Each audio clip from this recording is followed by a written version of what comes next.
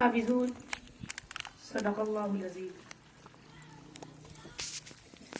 ہے قول محمد قول خدا، فرمان نہ بدلا جائے گا۔ ہے قول محمد قول خدا، فرمان نہ بدلا جائے گا۔ بدلے گا زمانہ لاکھ مگر قرآن نہ بدلا جائے گا۔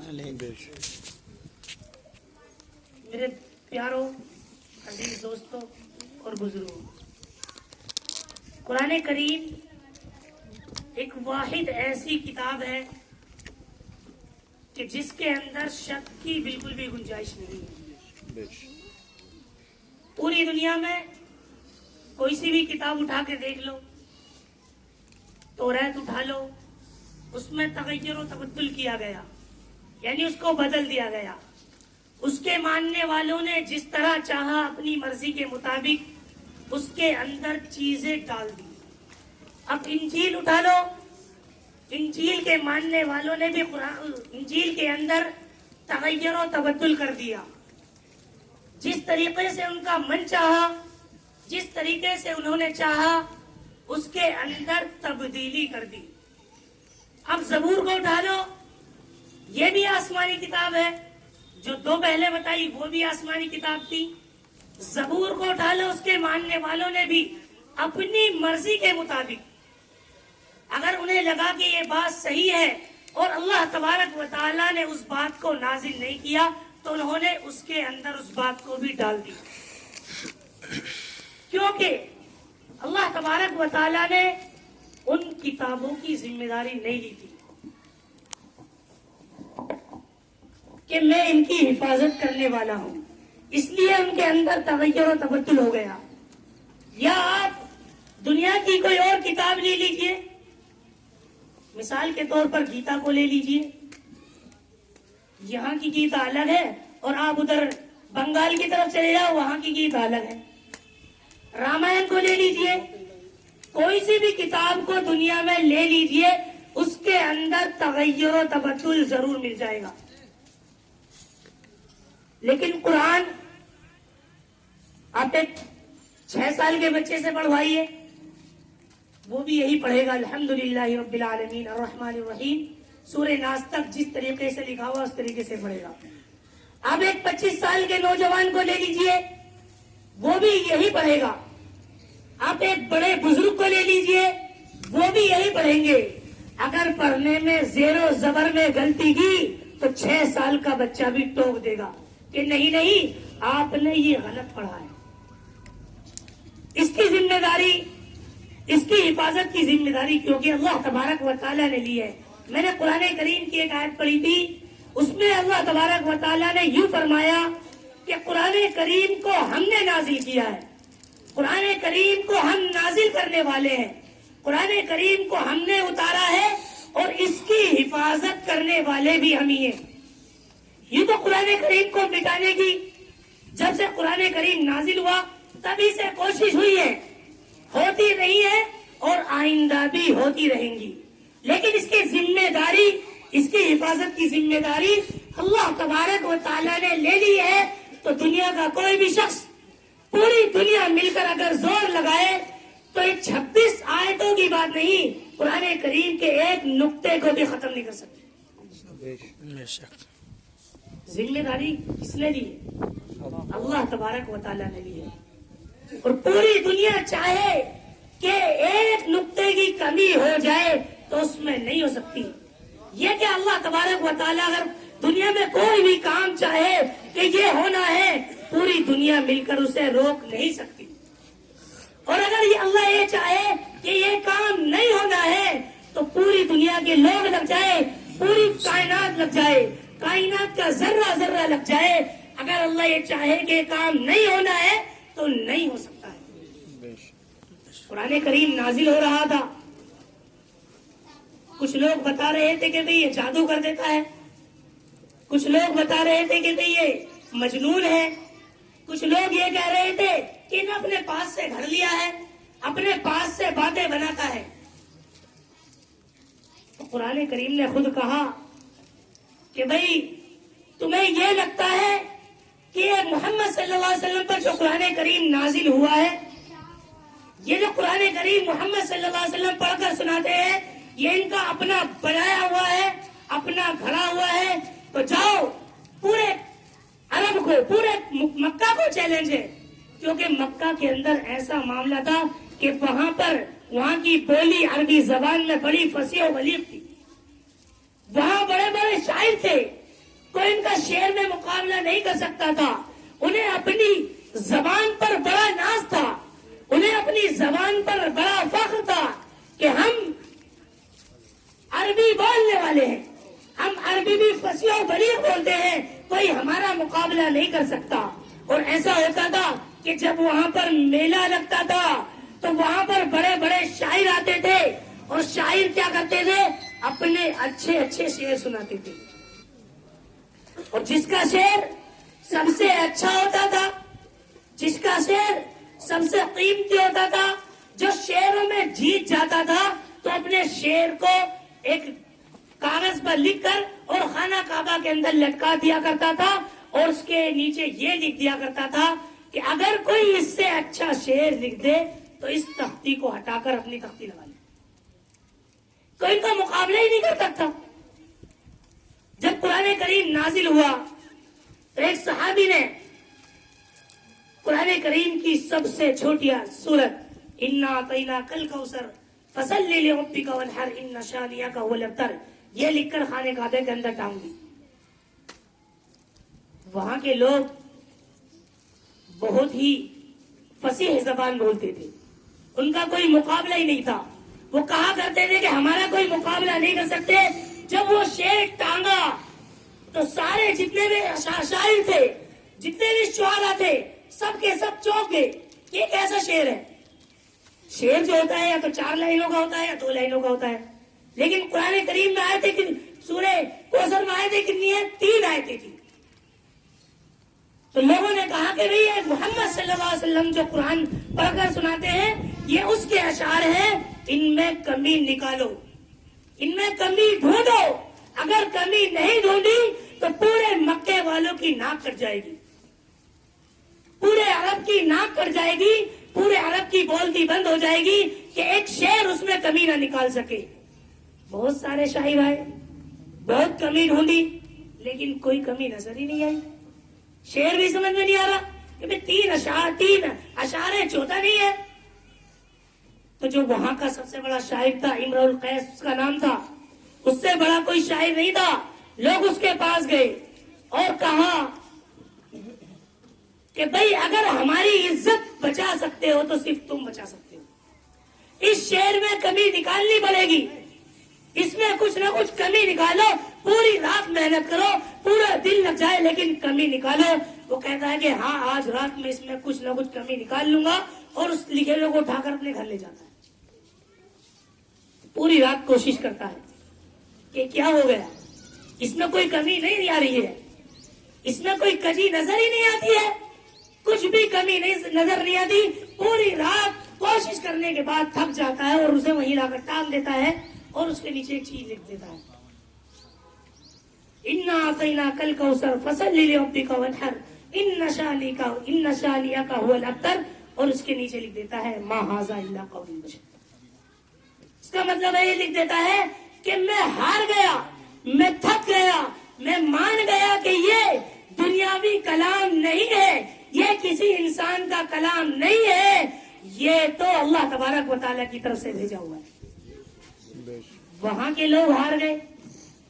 قرآن نے چیلنج کیا تھا کہ پوری دنیا کے لوگ آ جاؤ, قرآن کریم کی سب سے چھوٹی آیت بنا کر دکھا دو, چھوٹی سے چھوٹی آیت بنا کر دکھا دو, لیکن نہیں بنا سکے. اور پوری دنیا کے لیے چیلنج ہے قیامت تک کہ قرآن جیسی اور کوئی کتاب نہیں بنا سکتی. انہوں نے مٹانے کی کوشش کری, اور جب روس کے اندر اور فرانس کے اندر کئی ملک ہیں, وہاں پر قرآن کریم پر پابندی لگا دی گئی. مسلمانوں کو جب ستایا گیا, مارا گیا, ظلم کیا گیا, یہ اعلان بھی کر دیا گیا کہ کوئی بھی مسلمان قرآن کریم نہیں پڑھے گا. اتنی پابندی لگا دی کہ اگر کسی مسلمان کے گھر میں قرآن کریم کا کوئی نسخہ پایا گیا قرآن کریم کی کتاب پائی گئی تو اس کی سزا موت ہے. کیا تو 26 آیتوں کی بات کر رہے ہیں. اس وقت کے مسلمان، اس وقت کے علماء بڑے پریشان ہوئے کہ کیا کیا جائے کہ قرآن کریم پر وہ دیکھنے پر بھی پابندی لگا دی گئی. اور یہ ایک بات اور کر دی کہ کوئی غیر مسلم چاہے تو اپنے گھر قرآن کریم رکھ سکتا ہے. مسلمان نہیں رکھ سکتا، غیر مسلم قرآن کریم رکھ سکتا ہے. تو جو قرآن کریم پڑھے ہوئے تھے انہوں نے یہ سوچا کہ قرآن کریم غیر مسلم رکھ سکتا ہے، تو ان سے کرائے پر قرآن کریم چپکے سے مانگ کر لایا کرتے تھے کہ کسی طریقے سے ایک دن کو قرآن کریم مل جائے تو ہم پڑھ لیں گے. تو قرآن کریم مانگ کر چپکے سے لایا کرتے تھے کہ حکومت کو پتہ نہ چلے. اگر حکومت نے دیکھ لیا، حکومت کو پتہ چل گیا تو اس کی موت یقینی ہے، اس کو قتل کر دیا جائے گا، اسے چھوڑا نہیں جائے گا. اب قرآن کریم پر پابندی، لیکن اللہ تبارک و تعالیٰ نے کیا فرمایا کہ قرآن کریم کو نازل ہم نے کیا ہے، قرآن کریم کو ہم نے اتارا ہے، ہم اس کی حفاظت کریں گے. اور جب اللہ حفاظت کرنے پائے تو کوئی کتنی بھی پابندی لگا لے، کوئی کتنی بھی نگرانی کر لے، لیکن جب اللہ حفاظت پائے گا تو کوئی کیا ہے، کچھ بگاڑ سکتا ہے کسی کا؟ نہیں. بتاؤ کچھ بگاڑ سکتا ہے؟ نہیں. یہی ہوا. قرآن کریم کرائے پر لاتے تھے، پورے محلے کے لوگ اس دن پڑھتے تھے، لیکن یہ بات بھی حکومت کو دھیرے دھیرے پتہ چل گئی. اب حافظ بہت تھے قرآن کریم کے.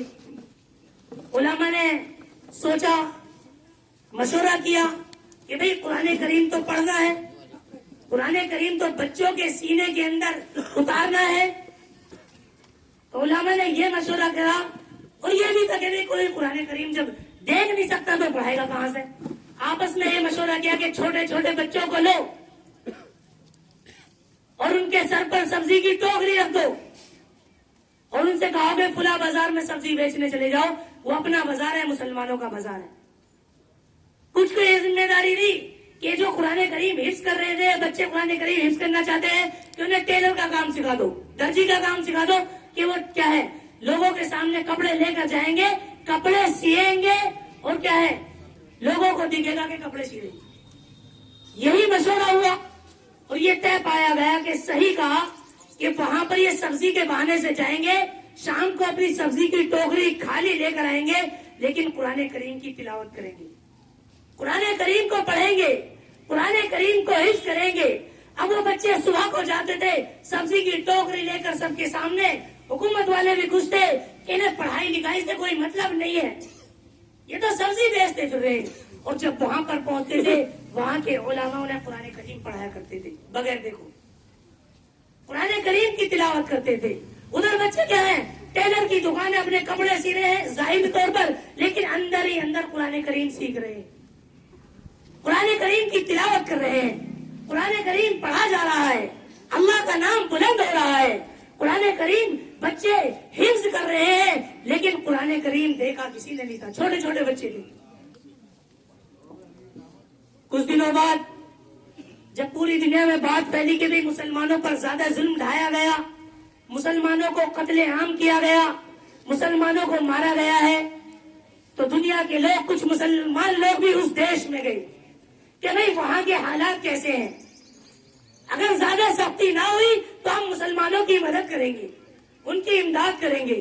جب وہاں لوگ پہنچے اور وہاں کے علماء نے بتایا کہ ہم قرآن کریم کی اس طرح سے حفاظت کر رہے ہیں، ہم قرآن کریم کو اس طریقے سے بچوں کو پڑھا رہے ہیں کہ حکومت کو بھی پتہ نہیں لگ رہا ہے اور بچے قرآن کریم پڑھ رہے ہیں. تو یہاں کے لوگ جو گئے تھے انہیں یقین نہیں ہوا، ایسا کیسے ہو جائے گا، اتنی پابندی کے باوجود بچے قرآن کریم پڑھ رہے ہیں، بچے قرآن کریم کی تلاوت کر رہے ہیں. تو وہ کیا ان کے پاس قرآن ہوتا ہے، اب یہاں سے تو لے جا سکتے تھے، انہوں نے قرآن کھولا اور بچے سے کہا بھی ذرا پڑھ کے دکھاؤ. بچے قرآن کریم کو دیکھ کے چونک گئے، یہ کیا رکھ دیا سامنے، کیونکہ انہوں نے تو قرآن دیکھا ہی نہیں تھا. اب وہ قرآن دیکھ رہے ہیں اور بچے قرآن نہیں پڑھ پا رہے. یہاں سے جو علماء گئے تھے انہوں نے کہا کہ قرآن پڑھو، تمہارے استاد یہ کہہ رہے ہیں کہ ہم نے ان بچوں کو قرآن پڑھا دیا ہے، آپ قرآن کریم کیوں نہیں پڑھ رہے؟ تو وہاں کے عالم علماء حضرات کہتے ہیں کہ حضرت ان بچوں نے قرآن آج پہلی بار دیکھا ہے، ان کے قرآن دیکھ کر یاد نہیں ہے، آپ کہیں سے بغیر دیکھو پڑھیے، اس سے آگے کوئی بچے پڑھنا شروع کر دیں گے. بچوں کے سامنے قرآن کریم جو پڑھا گیا تو بچوں نے پر پڑھنا شروع کر دیا، اور جہاں سے کہتے تھے بچوں کو جتنے آتا فوراً سنا دیا کرتے تھے. تو قرآن کریم کی اس طریقے سے بھی اللہ تبارک و تعالیٰ نے حفاظت کی. آج ہمارے یہاں جمع ہونا ایک مقصد کے تحت، دشمن تو کوشش پہلے سے کرتے ہیں اور آئندہ بھی کریں گے. ایک وسیم رضوی ہے جس نے قرآن کریم کے خلاف سپریم کورٹ میں ایک یاچیکا دائر کی ہے. اس نے لکھا ہے اس یاچیکا میں کہ قرآن کریم کے اندر سے 26 آیتوں کو ہٹا دیا جائے، 26 آیتوں کو ختم کر دیا جائے، کیونکہ ان 26 آیتوں سے وہ کہتا ہے کہ آتنک واد کو بڑھاوا ملتا ہے. 26 آیتوں سے مسلمانوں کے بچے جو قرآن کریم پڑھتے ہیں اس سے ان کے ذہن میں آتنک واد بھرتا ہے، ان کے ذہن میں زہر گھولا جاتا ہے. حالانکہ قرآن کریم دنیا میں واحد ایسی کتاب ہے جو امن و شانتی کا پیغام دیتی ہے. قرآن کریم بتاتی ہے کہ دنیا میں لوگوں کو کس طرح رہنا ہے، انسانوں کے ساتھ، اور دوسرے جو چیزیں ہیں ان کے ساتھ کس طریقے سے سلوک کرنا ہے. ساری چیزیں قرآن کریم ہمیں بتاتی ہے. لیکن وسیم رضوی جس پر اللہ کی لعنت ہو، اس نے قرآن کریم میں 26 آیتوں کے خلاف قرآن کریم کی یاچیکا دائر کی ہے. ہم اسے بتانا چاہتے ہیں کہ تو نے 26 آیتوں کے خلاف سپریم کورٹ میں یاچیکا دائر کی ہے. وسیم رضوی تو کیا، تیرا باپ کیا، اور پوری دنیا کی طاقت بھی اگر زور لگا لے تو قرآن کریم کے ایک نقطے کے اندر بھی کمی نہیں ہو سکتی. قرآن کریم کے اندر 26 آیتیں تو بہت بڑی بات ہے.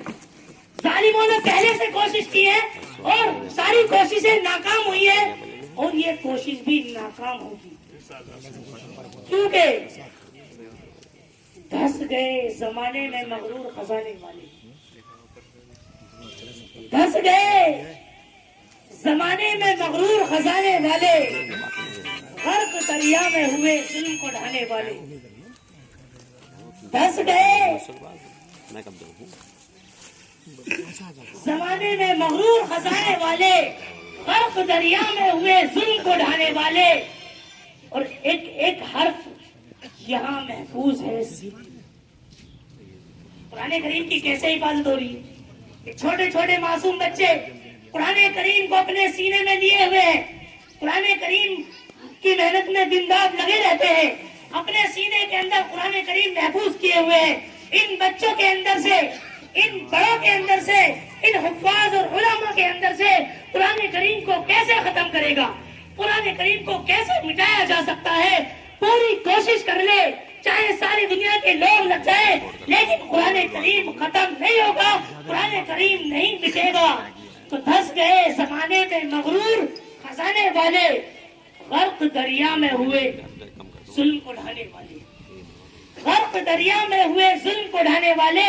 اور ایک ایک حرف محفوظ ہے یہاں سینے میں، سب کے سینے میں کچھ نہ کچھ قرآن کریم کا حصہ موجود ہے. کوئی ایسا نہیں مسلمان جس کے سینے میں قرآن کریم کا کچھ نہ کچھ حصہ محفوظ ہو.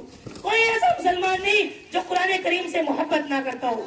کوئی ایسا مسلمان نہیں جو قرآن کریم پر جان دینے کے لیے تیار نہ ہو.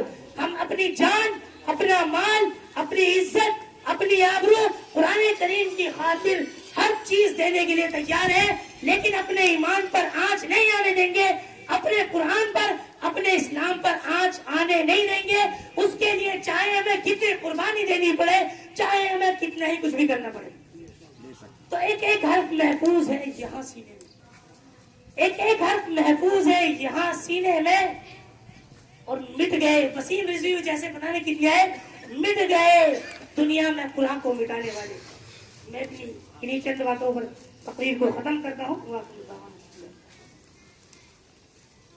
جزاک اللہ خیرہ. یہاں جمع ہونے کا مقصد آپ حضرات کے سامنے آ گیا. واقعہ یہ ہے دوستو، دیش کی آزادی سے پہلے ایک طبقہ ایسا چلا آیا ہے جس کو نہ دیش سے الفت رہی، نہ دیش والوں سے محبت رہی۔ دیش آزاد بھی ہو گیا اور دیش کو نیا سنویدھان بھی مل گیا۔ اس سے پہلے ملک پر انگریزوں کے قوانین چلا کرتے تھے۔ آزادی کے بعد میں یہ سوال ہوا، جب ملک سیکولر اسٹیٹ بنے گا تو یہاں پر قانون کون سا نافذ ہوگا؟ آیا اسلام کا